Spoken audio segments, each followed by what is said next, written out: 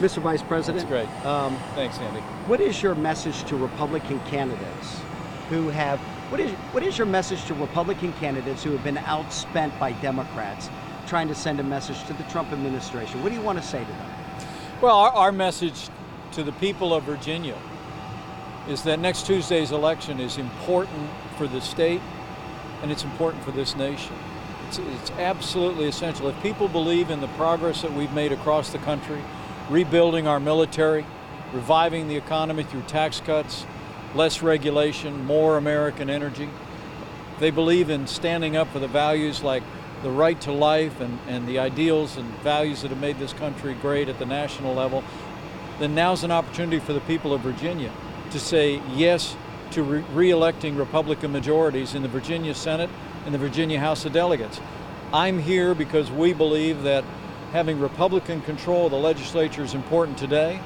It will lay a foundation for our campaign to come to Virginia and tell our story, to earn 4 more years for President Donald Trump in 2020, and it also lays a foundation for the all-important redistricting that'll take place in 2021. So I'm in Virginia today just so people know how important President Trump and I believe it is that people vote Republican in the General Assembly elections this Tuesday.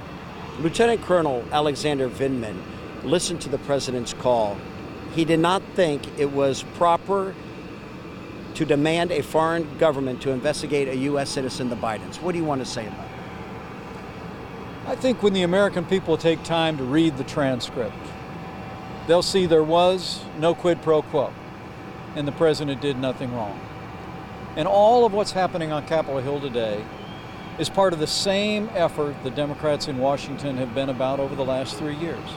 Literally since the day we were inaugurated, the Democrats in Congress have been trying to overturn the will of the American people in the 2016 election. And I think the American people are saying enough is enough. I mean, what Democrats are doing behind closed doors on Capitol Hill is a disgrace. But what's a greater disgrace is what they're not doing for the people of Virginia and the people of this country. I mean, we have the largest trade deal in American history sitting on Speaker Nancy Pelosi's desk, waiting for action. We have urgent needs to fund our military, pass appropriations so that places like Oceana have the resources and support that they need.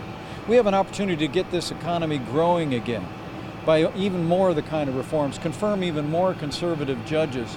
All of the things that have made America prosperous and strong and secure in the last 3 years are awaiting action as Democrats spend all their time on endless investigations and a partisan impeachment. And the people of Virginia should know that President Trump and I, whatever Democrats in Washington want to spend their time on, we're going to keep fighting every day to keep the promises we made to the people of this state and people of this nation. If Democrats take over the General Assembly away from Republicans, will it be a referendum on Donald Trump and dissatisfaction?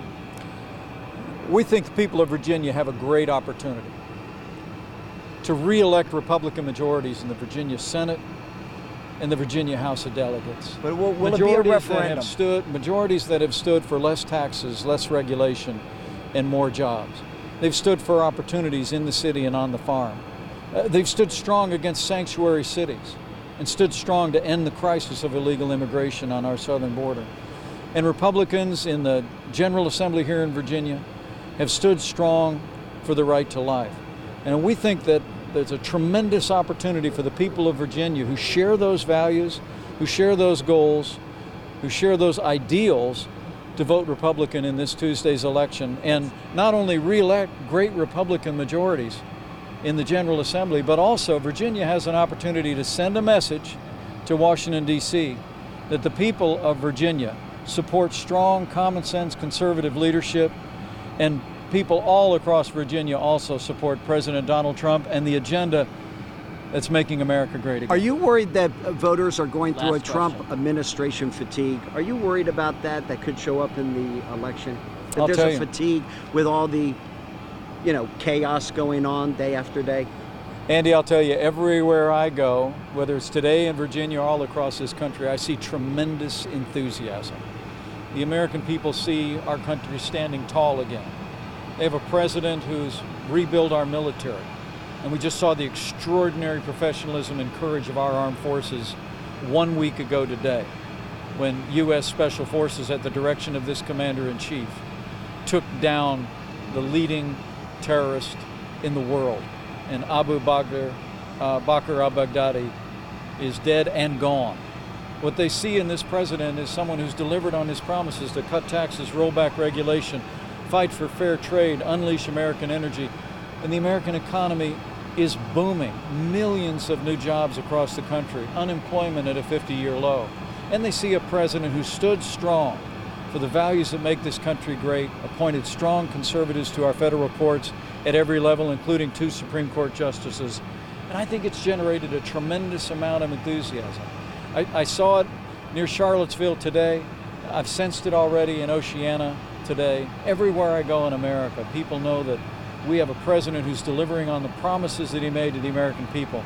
And I can't wait to get out on the campaign trail in 2020 and keep telling that story about how we keep America great. Mr. Vice President, thank you. We've been speaking with the Vice President, Mike Pence, taking a few of our questions. Thank you.